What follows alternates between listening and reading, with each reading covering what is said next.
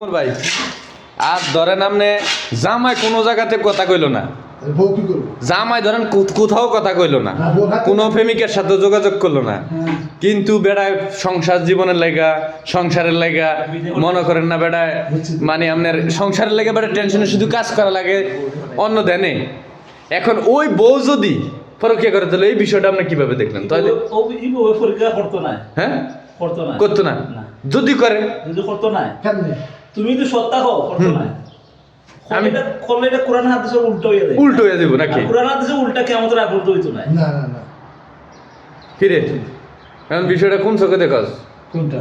এটা একটা আছে কোন জানেন, আমরা কথা এটা যুক্তি আছে, কিন্তু আবার যে ওই আমাদের একটা লোক আছে, সেটা নাম না বলি, এইরকম যদি আপনি সময় দিতে হবে, হ্যাঁ আপনি নিজের ব্যর্থতার কারণে যদি সেই মহিলা খারাপ হয়, এটা আপনার দোষ, বেশির দোষ না।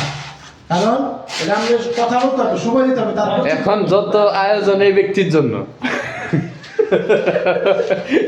আমি এই কথাটা কেলে করি না, কেলে করি না।